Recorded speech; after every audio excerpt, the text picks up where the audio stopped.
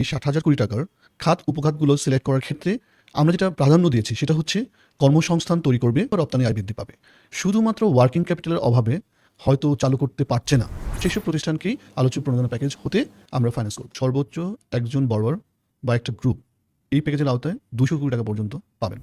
স্বভাবতই প্রশ্ন চলে আসে যে এটি বোধহয় কেবল বড় বড় কোম্পানি বা ইন্ডাস্ট্রির লোকরাই পাবেন, এখানে আসলে ছোট উদ্যোক্তারাও পাবেন কিনা? ইয়াং জেনারেশন যারা, কোনো একজন যদি ফিল্ম তৈরি করতে চায়, কেউ যদি গেম ডেভেলপমেন্ট করতে চায়, কোনো সফটওয়্যার ডেভেলপমেন্ট করতে চায়, শুধুমাত্র ফাইন্যান্সের অভাবে সে পারছে না, সেই সমস্ত খাতগুলোকে প্রাধান্য প্রদান করা হয়েছে। এখানে মর্টগেজ বা কোনো ধরনের জামানত তার লাগছে না।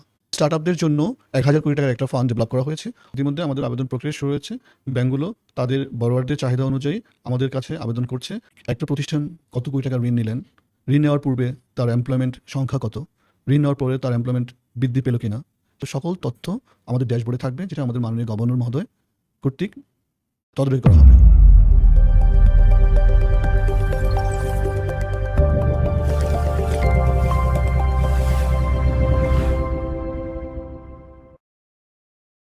স্বাগত বাংলাদেশ ব্যাংক পডকাস্টে। দেশের অর্থ ব্যবস্থাকে গতিশীল রাখতে যে গুরুত্বপূর্ণ এবং সময়োপযোগী পদক্ষেপ নেয় কেন্দ্রীয় ব্যাংক, সেসব বিষয় সহজে তুলে ধরাই আমাদের এই পডকাস্টের উদ্দেশ্য।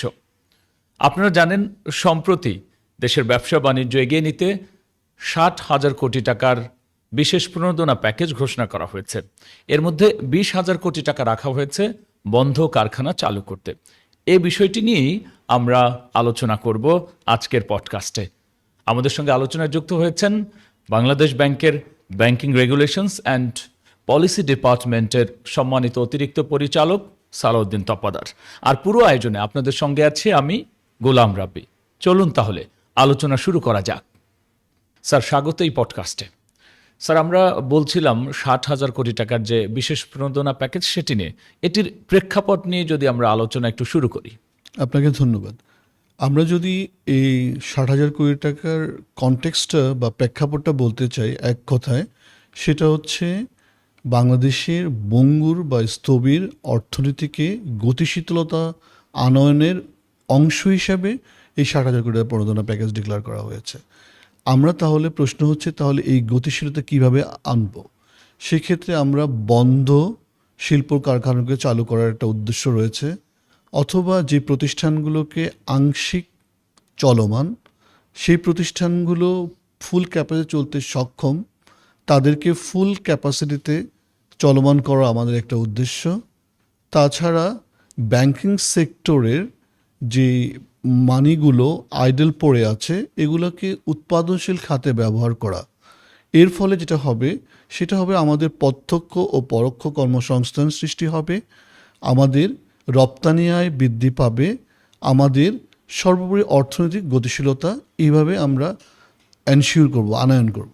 স্যার, এই ৬০,০০০ কোটি টাকার যে প্যাকেজটি, এটি তো অনেকগুলো খাত রয়েছে, সেই খাতগুলো যদি একটু আলোচনা করেন। আপনি যদি দেখেন, আমরা যে ৬০,০০০ কোটি টাকার খাত উপখাতগুলো সিলেক্ট করার ক্ষেত্রে আমরা যেটা প্রাধান্য দিয়েছি সেটা হচ্ছে কর্মসংস্থান তৈরি করবে অথবা রপ্তানি আয় বৃদ্ধি পাবে। এই ৬০,০০০ কোটি টাকার মধ্যে ১৫টি স্কিম রয়েছে।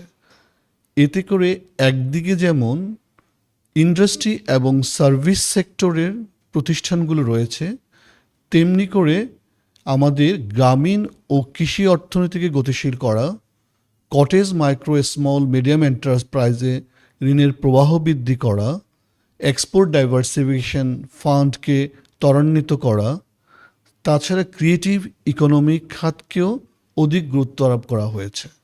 সো এতে করে আমাদের দেশের অর্থনৈতিক গতিশীলতা আসবে, যার সুফল এদেশের প্রত্যেকটি মানুষই পাবে বলে আমরা আশা করছি। এর পাশাপাশি স্যার, স্টার্ট আপদের জন্য তো খাত রয়েছে। হ্যাঁ, আমরা স্টার্ট আপদের জন্য ১,০০০ কোটি টাকার একটা ফান্ড ডেভেলপ করা হয়েছে। অলরেডি আমাদের ব্যাংকিং সেক্টরে ব্যাংকিংগুলোর সিএসআর ফান্ড থেকে নিয়ে একটা ফান্ড গঠন করা হয়েছে, এবং বাংলাদেশ ব্যাংক থেকে সিএসআর থেকে একটা ফান্ড গঠন করা হয়েছে। যারা স্টার্ট আপ ফান্ডে আসবে, তারা যদি একটি বাস্তবসম্মত একটি প্রজেক্ট নিয়ে আসে, সেক্ষেত্রে ব্যাংকিং সেক্টর তাদের পাশে থাকবে। তাহলে আমাদের এবার আলোচনায় আসা যাক যে এই ফান্ডের গঠনটা আসলে কিভাবে হচ্ছে। আমরা যদি এই ফান্ডের গঠনটা বা আর্কিটেকচার অংশটা দেখি, সেক্ষেত্রে আমাদের মাননীয় গভর্নর মহোদয়ের বিশেষ অবদান রয়েছে। এইবার ফান্ডিং স্ট্রাকচার একটু ডিফারেন্ট করা হয়েছে। ফান্ডিং স্ট্রাকচারটা যখন তৈরি করা হয় তখন প্রধানত দুইটি বিষয়কে প্রাধান্য দেওয়া হয়েছে।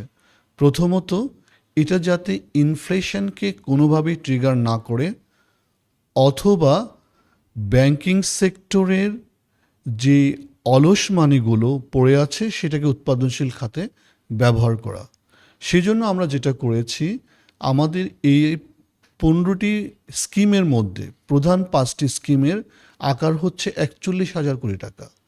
সেই 41,000 কোটি টাকা আমরা ব্যাংকিং সেক্টরে যে অলস মানিগুলো পড়ে আছে সেখান থেকে বাংলাদেশ ব্যাংক নিয়ে আমাদের প্রোডাক্টিভ সেক্টরে ব্যবহার করা হবে।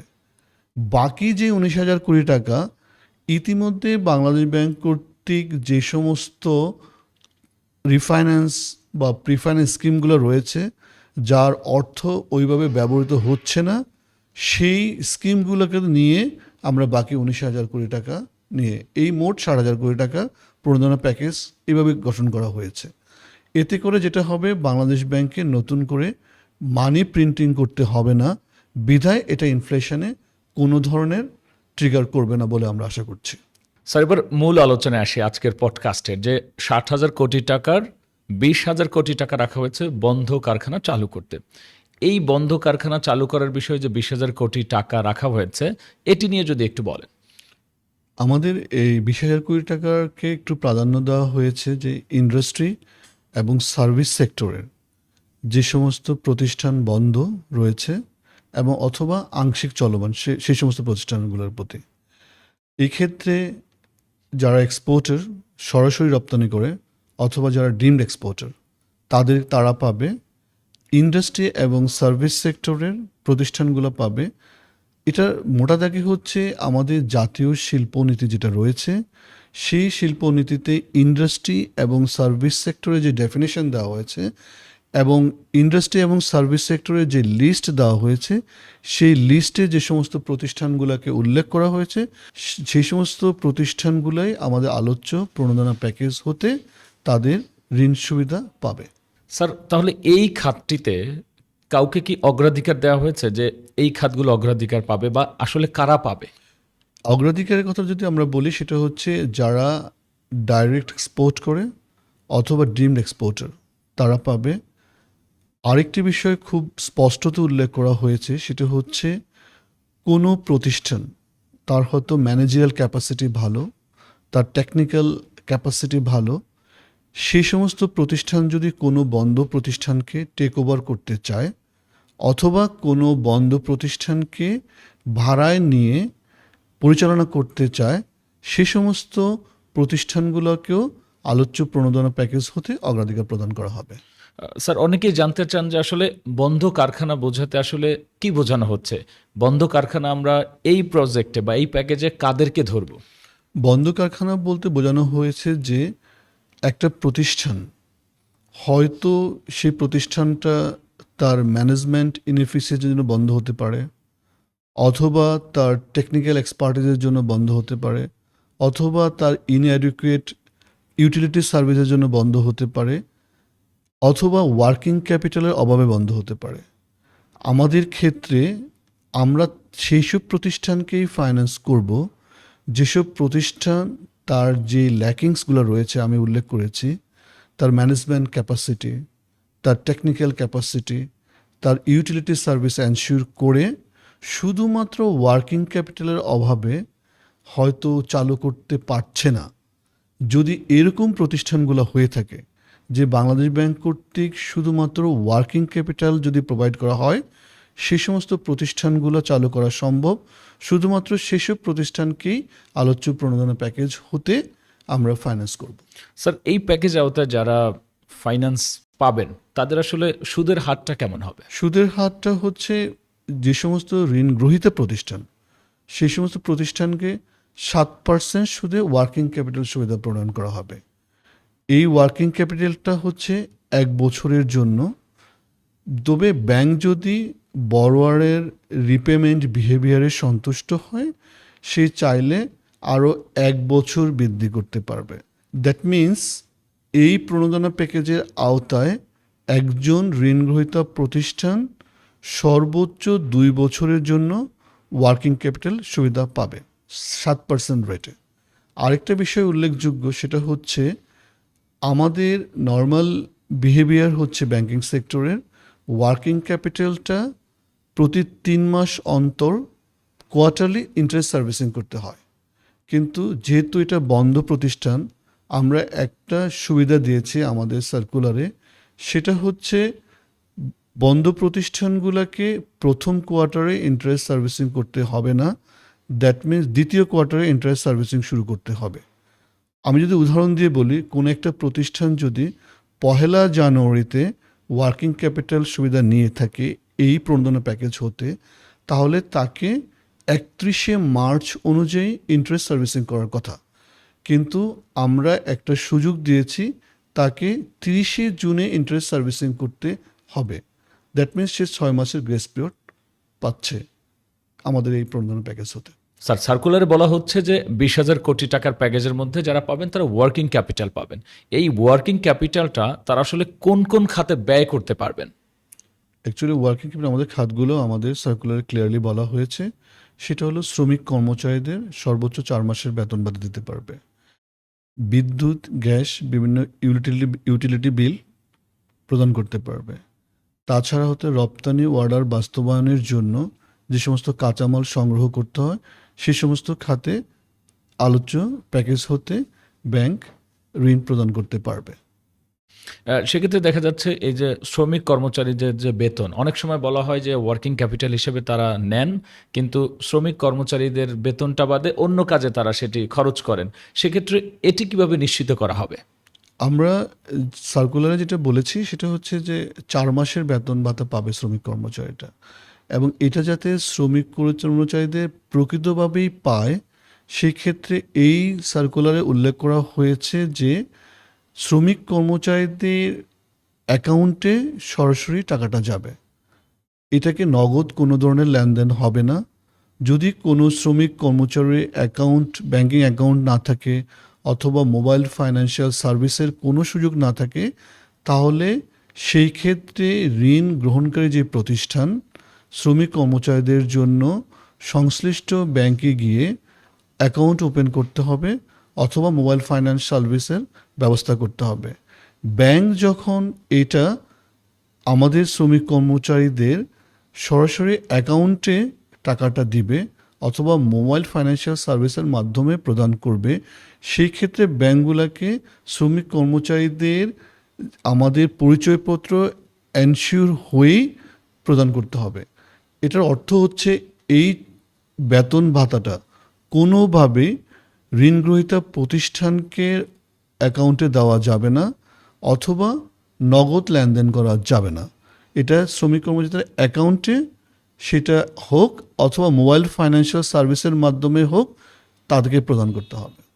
আমরা এরই মধ্যে আলোচনা করেছি এই প্যাকেজ কোন প্রেক্ষাপটে ঘোষণা করা হয়েছে, কারা পাবেন, তারপর যারা পাবেন তারা কোন কোন খাতে ব্যয় করবেন। এবার জানার বিষয় হচ্ছে যে যারা পাবেন তারা আসলে কোথায় যাবেন, কিভাবে তারা আসলে পাবেন। অ্যাকচুয়ালি অনেক সময় আমাদের ঋণগ্রহীতা প্রতিষ্ঠানগুলোর একটা ভুল ধারণা হয়ে থাকে বা আমরা পাচ্ছি সরাসরি বাংলাদেশ ব্যাংকে আবেদন করছেন। বিষয়টা এরকম নয়। ঋণগ্রহীতা প্রতিষ্ঠান তার সংশ্লিষ্ট ব্যাংকে এই প্যাকেজ হতে ঋণ প্রাপ্তির জন্য আবেদন করতে হবে। প্রধানত যেই ব্যাংকের মাধ্যমে তার প্রজেক্ট লোনটা হয়েছে, আমরা প্রায়োরিটিতে সেই ব্যাংকেই সে ওয়ার্কিং ক্যাপিটালের জন্য আবেদন করবেন। এই ক্ষেত্রে আমাদের ব্যাংকগুলোকে যেটা করতে হবে সেটা হচ্ছে বাংলাদেশ ব্যাংকের সাথে একটা পিএফআই এগ্রিমেন্ট করতে হবে। এই পিএফআই এগ্রিমেন্ট করার পরে ব্যাংকগুলো তাদের একটা প্রাথমিক চাহিদা দেবে। এই প্রাথমিক চাহিদা দেওয়ার পরে আমরা ব্যাংকগুলোকে, যেহেতু আমাদের ফান্ড সীমিত 20,000 কোটি টাকা, ব্যাংকগুলোর চাহিদা অনুযায়ী আনুপাতিক হারে ব্যাংকগুলোর একটা সীমা নির্ধারণ করে দিব। এই সীমার মধ্য থেকেই ব্যাংকগুলোকে আগামী 3 বছরের জন্য তার ঋণ বিতরণ করতে হবে। আমাদের এই ফান্ডটা, আমি একটা বলে রাখি, আমাদের এই ফান্ডটা হচ্ছে 3 বছর মেয়াদি একটা রিভলভিং স্কিম। যখন আমরা ব্যাঙ্কগুলোকে তার সীমা নির্ধারণ করে দিব, বড়রা সেই ব্যাংকে অ্যাপ্লাই করবে। অ্যাপ্লাই করার পরে ব্যাংকের বোর্ড তাদের স্যাংশন লেটার পর্যন্ত সব কিছু ঠিকঠাক করবে। তবে শর্ত একটা দিবে, সেটা হচ্ছে বাংলাদেশ ব্যাংক হতে প্রাপ্তি সাপেক্ষে বড়োর অ্যাকাউন্টে টাকাটা প্রদান করা হবে। আপনারা জানেন যে আমাদের এই 20,000 কোটির স্কিম হচ্ছে এটা pre finance scheme. Pre finance scheme means board, সংশ্লিষ্ট ব্যাংকের বোর্ড অ্যাপ্রুভ করবে, বাংলাদেশ ব্যাংকে সেই স্যাংশন লেটার পাঠাবে, বাংলাদেশ ব্যাংক হতে সংশ্লিষ্ট ব্যাংকের কারেন্ট অ্যাকাউন্টে টাকাটা জমা প্রদান করা হবে, সেইখান থেকে সংশ্লিষ্ট ব্যাংক বড়োয়ারকে ঋণ বিতরণ করবে। আমরা আলোচনা করছিলাম যে এই প্যাকেজের ফান্ডিংটা কিভাবে আসলে এবং কারা পাবেন। তাহলে স্যার বন্ধ কারখানা, কিন্তু তিনি তারপরও পাবেন না, তাহলে তিনি পেতে গেলে কি কি ঠিক করতে হবে বা কেন তিনি পাবেন না? ব্যাংক কোম্পানি আইন অনুযায়ী খেলাপি ঋণ গ্রহীতাদের অ্যাকচুয়ালি ঋণ বিতরণ করার সুযোগ নেই। আমাদের এই প্রশ্নটা অনেক ক্ষেত্রে আসে, যেহেতু বন্ধ প্রতিষ্ঠান, তার মানে তার লোনটা হচ্ছে ব্যাড অ্যান্ড লস অথবা ক্লাসিফাইড। অ্যান্ড সেই ক্ষেত্রে ব্যাংক কোম্পানি অনুযায়ী যেহেতু খেলাপি ঋণ গ্রহীতারা ঋণ পান না, সেই ক্ষেত্রে বন্ধ প্রতিষ্ঠানসমূহকে প্রথমে তার ঋণটাকে যদি থেকে থাকে রেগুলার করে নিতে হবে। অ্যান্ড রেগুলার করার জন্য বাংলাদেশ ব্যাংক কিন্তু এই 60,000 কোটি টাকার প্রণোদনা প্যাকেজ ঘোষণা করার পূর্বে অনেকগুলো নীতি সহায়তা প্রদান করেছে। সেই নীতি সহায়তার যে সার্কুলারগুলো রয়েছে, সেই সার্কুলার আওতায় সে যদি তার লোনটাকে রিস্ক্যাজুয়ালিং করে, লোনটাকে অথবা তার ওভারডিউ অংশটা রিপেমেন্ট করে রেগুলার হয়, সেই ক্ষেত্রে তারাই শুধু পাবে। যদি খেলাপি ঋণ গ্রহীতা হয় তাহলে তারা এই ফান্ড থেকে কোনো ধরনের ঋণ সুবিধা পাবেন না, সেটা ব্যাংক কোম্পানি আইনেই সুযোগ নেই। তাছাড়া জালিয়াতি অথবা ফান্ড ডাইভারশন অথবা কেউ যদি উইলফুল ডিফল্টার হয়, তাদের ক্ষেত্রে এই সার্কুলার হতে বা এই স্টিমুলাস প্যাকেজ হতে কোনো ধরনের ঋণ প্রাপ্তির সুযোগ নেই। স্যার এই 20,000 কোটি টাকার যে প্যাকেজটি, এটি পেতে আবেদন প্রক্রিয়া কি শুরু হয়েছে? হ্যাঁ, ইতিমধ্যে আমাদের আবেদন প্রক্রিয়া শুরু হয়েছে। ব্যাংকগুলো তাদের বড়োয়ারদের চাহিদা অনুযায়ী আমাদের কাছে আবেদন করছে। আমরা বিভিন্ন এগ্রিমেন্ট, বিভিন্ন প্রক্রিয়াগুলো সম্পাদন করে দেন ব্যাংকগুলোতে আমরা এই সার্কুলার আওতায় ঋণ প্রোভাইড করব। স্যার আমরা শুরু থেকে বলছিলাম যে 60,000 কোটি টাকার প্যাকেজ, আর স্পেশালি আজ আমরা আলোচনা করছি 20,000 কোটি টাকার প্যাকেজ নিয়ে। একটু যদি আমরা বলি যে এই পুরো প্যাকেজে আসলে কোন কোন খাতকে বেশি গুরুত্ব দেওয়া হয়েছে? 60,000 কোটি টাকার প্যাকেজে যে খাত উপখাতগুলো সিলেকশন করা হয়েছে, সেখানে প্রাধান্য দেওয়া হয়েছে আমাদের কর্মসংস্থান সৃষ্টি এবং রপ্তানি আয় বৃদ্ধি। এর মধ্যে আমি পূর্বে বলেছি 15টি স্কিম রয়েছে। 20,000 কোটি টাকা রয়েছে আমাদের ইন্ডাস্ট্রি এবং সার্ভিস সেক্টরের জন্য। সিএমএসএমইর জন্য 5,000 কোটি টাকা রয়েছে। আমাদের কৃষি অর্থনীতিকে গতিশীল করার জন্য কৃষি খাতে 10,000 কোটি টাকা রয়েছে। তাছাড়া উত্তরবঙ্গে একটা এগ্রিকালচারাল হাব গঠন করা হবে, সেই স্কিমের জন্য 3,000 কোটি টাকা রয়েছে। আমাদের এক্সপোর্ট ডাইভার্সিফিকেশন ফান্ডের জন্য 3,000 কোটি টাকা রয়েছে। এছাড়া কর্মসংস্থান ব্যাংকের মাধ্যমে যে 1,000 কোটি টাকা রয়েছে, সেটা হচ্ছে আমাদের এগ্রিকালচার এবং লাইভস্টককে প্রাধান্য দেওয়া হয়েছে। প্রবাসী কল্যাণ ব্যাংকের মাধ্যমে 1,000 কোটি টাকা রয়েছে, সেটা হচ্ছে বিদেশে যারা যেতে চায় তাদেরকে সহজ শর্তে ঋণ দেওয়া এবং তাদেরকে স্কিল ডেভেলপ করে যাতে বিদেশে যেতে পারে এবং আমাদের রেমিটেন্সে একটা পজিটিভ ভূমিকা রাখতে পারে, সেটা আমাদেরকে প্রাধান্য দেওয়া হয়েছে। এছাড়া আরও রয়েছে, সেটা হচ্ছে আমাদের স্টার্ট আপ ফান্ডের জন্য রয়েছে, ক্রিয়েটিভ ইকোনমি খাতের জন্য রয়েছে। মধ্যে কথা হচ্ছে যে ইকোনমির যে সেক্টরগুলা এমপ্লয়মেন্ট ক্রিয়েশন এবং রপ্তানি আয় বৃদ্ধি করবে, সেই সেক্টরগুলোকেই এই 60,000 কোটি টাকা প্রণোদনা প্যাকেজ তৈরি করা হয়, সেই সেক্টরগুলোকেই প্রাধান্য প্রদান করা হয়েছে। আলোচনার এই পর্বে আপনাদের জানিয়ে রাখি যে এই যে প্যাকেজের আওতায় যেসব ক্ষেত্রগুলোকে গুরুত্ব দেওয়া হয়েছে, সব বিষয় নিয়ে কিন্তু আপনাদের সামনে সহজ করে তুলে ধরতে আমরা আরও পডকাস্ট নিয়ে হাজির হব। আমাদের সঙ্গে থাকুন। আর এই প্যাকেজের বিস্তারিত নিয়ে যে সার্কুলারটি আছে, সেটি কিন্তু আমাদের কমেন্ট বক্সে দেয়া আছে, সেখান থেকেও আপনি সার্কুলারটা পেতে পারেন। আমরা আবার আলোচনায় ফিরি। স্যার বলছিলেন যে অনেকগুলো খাত, তার মধ্যে একটা নতুন খাত আমরা বলতে পারি যে ক্রিয়েটিভ ইকোনমি। স্যার এই ক্রিয়েটিভ ইকোনমি খাত বলতে আসলে কাদেরকে বোঝানো হয়েছে, কারা এর সুবিধাভোগী হবেন? আপনি ক্রিয়েটিভ ইকোনমিটা আমাদের নতুন সংযোজন। ক্রিয়েটিভ ইকোনমির মেইন ড্রাইভার হচ্ছে তাদের স্কিল, নলেজ, ক্রিয়েটিভিটি। সো এই খাতের আওতায় কোনো একজন যদি ফিল্ম তৈরি করতে চায়, কেউ যদি গেম ডেভেলপমেন্ট করতে চায়, কোনো সফটওয়্যার ডেভেলপমেন্ট করতে চায়, এই সমস্ত খাত, যে সমস্ত খাতগুলো সাধারণত আমাদের ইয়াং জেনারেশন যারা, তাদের অনেক স্কিল্ড আছে, শুধুমাত্র ফাইন্যান্সের অভাবে সে পারছে না, সেই সমস্ত খাতগুলোকে প্রাধান্য প্রদান করা হয়েছে। এই ক্ষেত্রে শুধুমাত্র যেটা করতে হবে সেটা হচ্ছে একজনকে, যার ক্রিয়েটিভিটি রয়েছে, সে একটা বাস্তবসম্মত প্রজেক্ট নিয়ে ব্যাংকে যোগাযোগ করবে, ব্যাংক তার পাশে থাকবে, তার ক্রিয়েটিভিটিকে ব্যবহার করে আমাদের অর্থনীতিকে গড়ে তোলা, ব্যাংক সবসময় তার পাশে থাকবে। স্যার, সেক্ষেত্রে আলোচনা যেটি আসে যে যারা ইনোভেটিভ এবং সৃজনশীল মানুষ বা এই ক্রিয়েটিভ কাজগুলো করেন, অনেক ক্ষেত্রে আমরা কিন্তু দেখি তাদের মর্গেজ থাকে না ব্যাংকিং সিস্টেমের মধ্যে ঢুকলে। এখানেও কি ওই পদ্ধতিটা থাকবে? হ্যাঁ, আমরা ক্রিয়েটিভ ইকোনমিক খাতে যে খাতগুলোকে ঋণ বিতরণ করা হবে, এখানে মর্টগেজ বা কোনো ধরনের জামানত তার লাগছে না। যখন এরকম বড় বড় বা বিশেষ প্রণোদনা প্যাকেজ ঘোষণা করা হয়, তখন একটা স্বভাবতই প্রশ্ন চলে আসে যে এটি বোধহয় কেবল বড় বড় কোম্পানি বা ইন্ডাস্ট্রির লোকরাই পাবেন বা উদ্যোক্তারা পাবেন। এখানে আসলে ছোট উদ্যোক্তারাও পাবেন কিনা?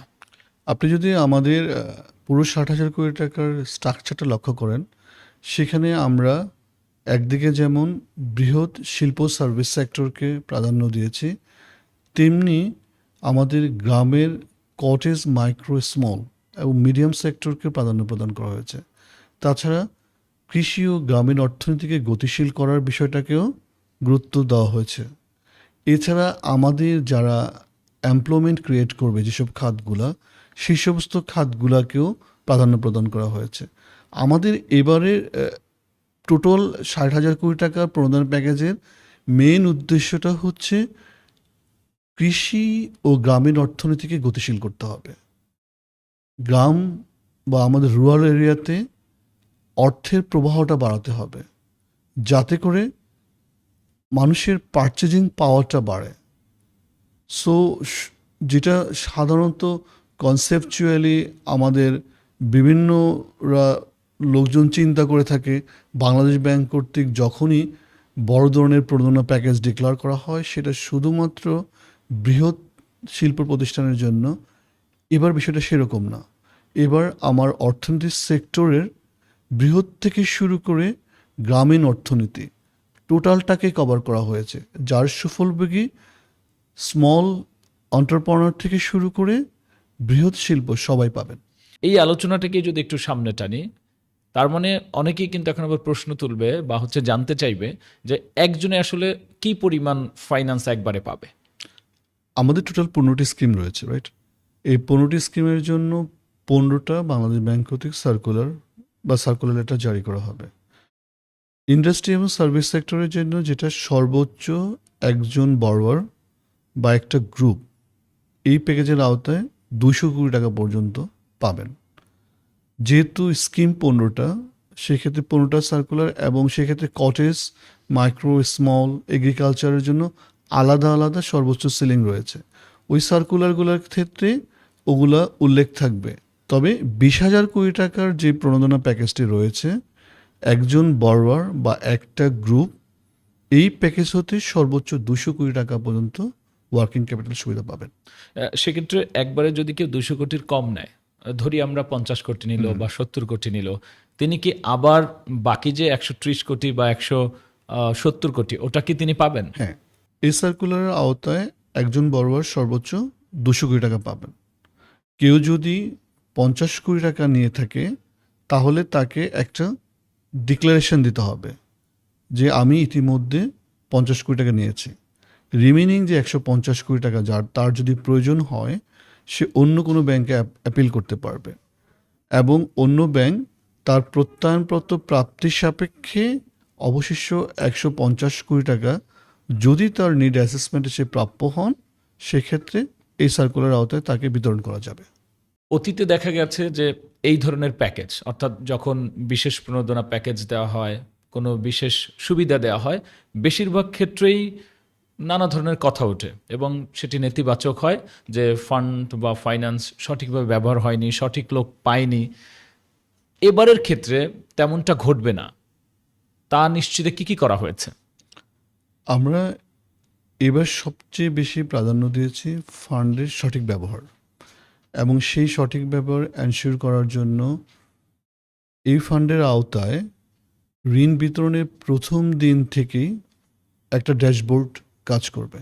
ইতিমধ্যে আমরা ড্যাশবোর্ড প্রণয়ন করে ফেলেছি।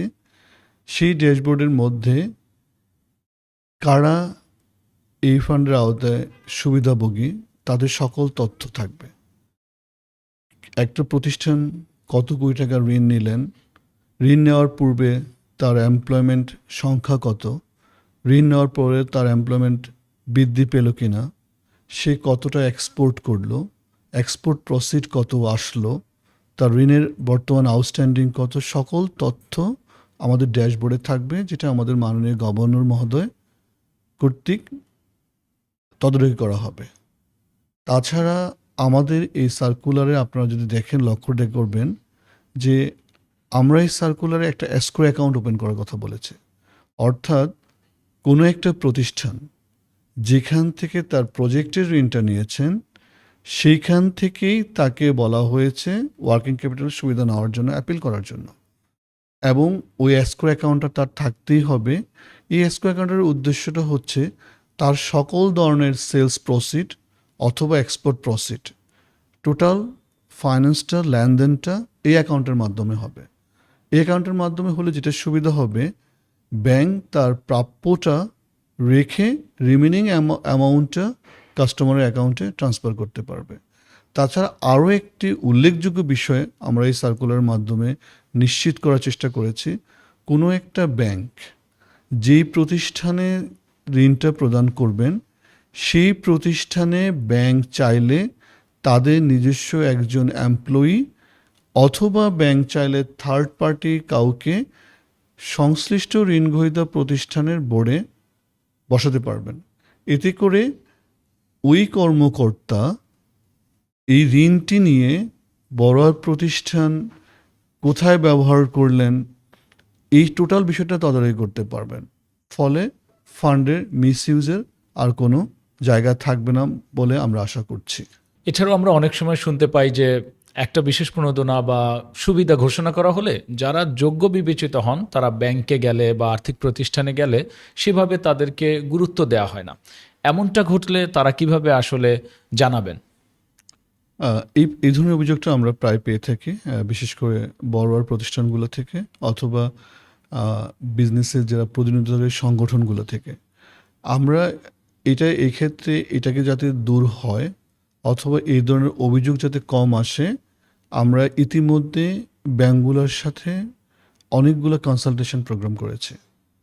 এরপরেও যদি এই অভিযোগ থেকে থাকে, সেই ক্ষেত্রে ওই ঋণগ্রহীতা প্রতিষ্ঠান বাংলাদেশ ব্যাংকের FICSD নামে একটা ডিপার্টমেন্ট রয়েছে, সেখানে অভিযোগ করতে পারেন, অথবা বাংলাদেশ ব্যাংকের একটা হটলাইন নাম্বার রয়েছে, সেই হটলাইন নাম্বারে তার অভিযোগটা সাবমিট করতে পারেন। বাংলাদেশ ব্যাংক যদি এটার সঠিক কারণ থেকে থাকে, না এই প্রতিষ্ঠান পেতে পারে, এই প্রতিষ্ঠানের যোগ্যতা রয়েছে সার্কুলার অনুযায়ী, শুধুমাত্র ওয়ার্কিং ক্যাপিটাল প্রোভাইড করলে এই প্রতিষ্ঠানটা রান করবে, এমপ্লয়মেন্টে ভূমিকা রাখবে অথবা রপ্তানি আয় ভূমিকা রাখবে, সেক্ষেত্রে বাংলাদেশ ব্যাংক কর্তৃক যথোপযুক্ত ব্যবস্থা গ্রহণ করা হবে, যাতে করে ওই প্রতিষ্ঠানটা এই সার্কুলার আওতায় সুযোগ পেতে পারে, সেটা নিশ্চিত করা হবে। স্যার, আজ আমরা কিন্তু 60,000 কোটি টাকার যে এই বিশেষ প্রণোদনা প্যাকেজ সেটি নিয়ে আলোচনা করলাম, তবে গুরুত্ব সহকারে আমরা বিশেষভাবে আলোচনা করলাম হচ্ছে 20,000 কোটি টাকার যে বন্ধ কারখানা চালু করার বিষয়টিতে। সেক্ষেত্রে বাংলাদেশ ব্যাংকের পক্ষ থেকে বিশেষ কোনো বার্তা বা পরামর্শ আছে কিনা? আপনারা জানেন যে এই 60,000 কোটি টাকার প্রণোদনা প্যাকেজের টোটাল ডিজাইনটা করা হয়েছে যার নেতৃত্বে, তিনি হচ্ছেন আমাদের বাংলাদেশ ব্যাংকের মাননীয় গভর্নর মহোদয়। বাংলাদেশ ব্যাংকের পক্ষ থেকে মূল বার্তা হচ্ছে বন্ধ প্রতিষ্ঠান বা আংশিক সচল প্রতিষ্ঠান চালু করার জন্য এটা একটা বিশেষ সুযোগ। এই বিশেষ সুযোগটি সবার গ্রহণ করা উচিত। আপনারা যারা কর্মসংস্থান সৃষ্টি এবং রপ্তানি আয় বৃদ্ধিতে ভূমিকা রাখতে পারেন, তাদের সঠিক পরিকল্পনা নিয়ে ব্যাংকে আসুন। ব্যাংক অর্থনৈতিক পুনরুদ্ধারে আপনাদের পাশে আছে। তবে একটি বিষয় মনে রাখতে হবে যে এই ফান্ডের প্রতিটি টাকার সঠিক ব্যবহার নিশ্চিত করার দায়িত্ব যেমন বাংলাদেশ ব্যাংকের, তেমনি তফসিলি ব্যাংকের এবং ঋণগ্রহীতা যে প্রতিষ্ঠান রয়েছেন তাদেরও। এই ফান্ডের প্রতিটি টাকা ব্যবহারের মাধ্যমে, সঠিকভাবে ব্যবহারের মাধ্যমে দেশের অর্থনীতি পুনরুদ্ধার হবে বলে আমরা আশা করছি। এর ফলে আমাদের কর্মসংস্থান সৃষ্টি হবে এবং রপ্তানি আয় বৃদ্ধি পাবে। স্যার, দেশের অর্থনীতি এবং ব্যবসা বাণিজ্যকে এগিয়ে নিতে বাংলাদেশ ব্যাংকের যে বিশেষ প্রণোদনা প্যাকেজ 60,000 কোটি টাকা এবং বিশেষভাবে আজ আমরা আলোচনা করলাম 20,000 কোটি টাকা যেটি বন্ধ কারখানা চালু করার বিষয়ে দেওয়া হয়েছে। এই যে নতুন উদ্যোগ, এর পাশাপাশি এই যে বাংলাদেশ ব্যাংকের পডকাস্ট, এটিও একটা বিশেষ উদ্যোগ। এই উদ্যোগটা কিভাবে প্রভাব ফেলবে বা কতটা প্রভাব ফেলবে বলে আপনি মনে করেন? দেখুন, আমরা সাধারণত বাংলাদেশ ব্যাংক যেভাবে ইমপ্লিমেন্ট করে থাকি, বিভিন্ন পলিসি, বিভিন্ন প্যাকেজ, বিভিন্ন ধরনের ফ্যাসিলিটিস, সেটা সাধারণত আমাদের সার্কুলার মাধ্যমে করে থাকি। এই সার্কুলারটা পাবলিশড হয় হচ্ছে বাংলাদেশ ব্যাংকের ওয়েবসাইটে। সো আমরা যাদেরকে উদ্দেশ্য করে এই ধরনের সুবিধাগুলো দিয়ে থাকি, সেই সুবিধাগুলো অনেক সময় আমাদের একদম গ্রামীণ পর্যায় পর্যন্ত হয়তো পৌঁছায় না। কারণ ওই সার্কুলারগুলো ওয়েবসাইটে যেহেতু পাবলিশড, সাধারণত ব্যাংকগুলো দেখে থাকে। যাদের উদ্দেশ্যে এই প্যাকেজগুলো ডিক্লেয়ার করা হয়, তাদের ওইভাবে দেখার সুযোগও থাকে না। অনেকে হয়তো ফেসবুক, ইউটিউবে থাকে। রাইট। সেই ক্ষেত্রে এই ধরনের পডকাস্ট করলে যে সুবিধাটা হবে, সেটা হচ্ছে যাদেরকে উদ্দেশ্যে আমরা এই স্টিমুলাস প্যাকেজ 60,000 কোটি টাকার প্রণয়ন করেছি, তারা জানতে পারবে বলে আমরা আশা করছি। এবং তারা যখন এটা জানবে, এই ফ্যাসিলিটিস নেওয়ার জন্য তারা সংশ্লিষ্ট ব্যাংকে যোগাযোগ করবে। এতে করেই আমাদের যে মাননীয় গভর্নর মহোদয় 60,000 কোটি টাকার প্রণোদনা প্যাকেজ ডিক্লেয়ার করেছেন, যেই উদ্দেশ্যে ডিক্লেয়ার করেছেন, সেই উদ্দেশ্যটা অ্যাচিভ হবে বলে আমরা আশা করছি। স্যার, অসংখ্য ধন্যবাদ বাংলাদেশ ব্যাংক পডকাস্টে সময় দেওয়ার জন্য। আপনাকেও ধন্যবাদ। এই ছিল আমাদের আজকের পডকাস্টে। সামনের পর্বে আমরা নতুন কোনো বিষয় নিয়ে আলোচনা নিয়ে আপনাদের সামনে হাজির হব। সে পর্যন্ত বাংলাদেশ ব্যাংক পডকাস্টের সঙ্গেই থাকুন। ধন্যবাদ সবাইকে।